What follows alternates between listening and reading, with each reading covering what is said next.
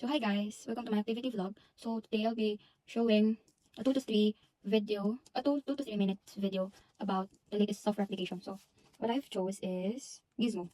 Gizmo is an application app where it could help you study or review for any upcoming exams. So this is Gizmo.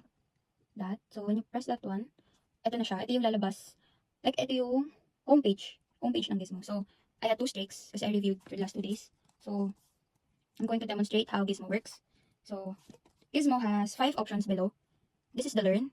This is the progress, the add, the dex, and the profile. So, let's go sa profile first. So, hello. So, ito yung Gizmo profile ko. Nakalagay dito, you have no friends. Joke.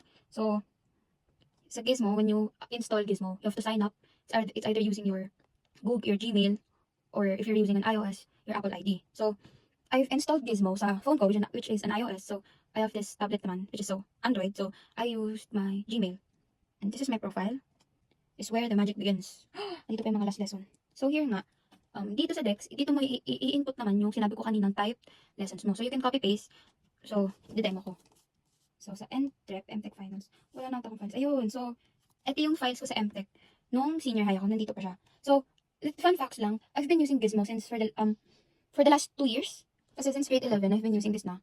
Kami, ng mga classmate ko sa previous school ko, we've been using this to review nga kasi we had majors kasi I was a GAS student. So, sa school namin before, as a GAS students, subjects namin is lahat ng majors. So, this is it.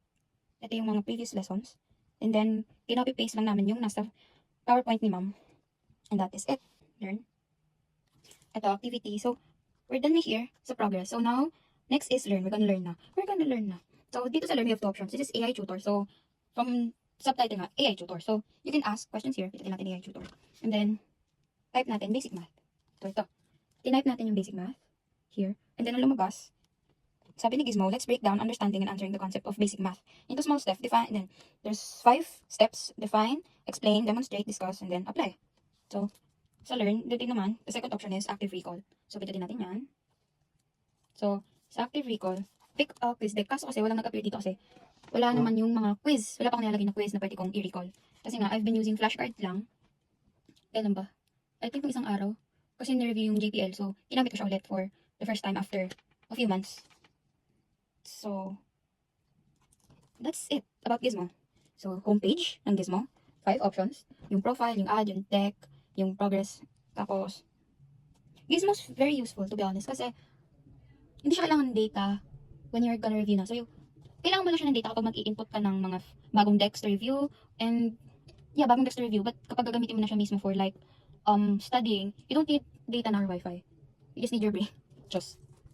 So, you can also play with friends here sa Gizmo. Just find friends and then input mo yung username nila or yung ID number. So, that's it about Gizmo, everybody.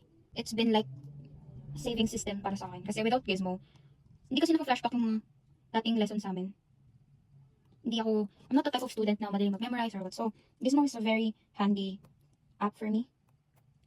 So, pakita ko yung logo. The logo of Gizmo. So, pag sinerch mo yung Gizmo, iOS or Android, ito siya. See? Star logo.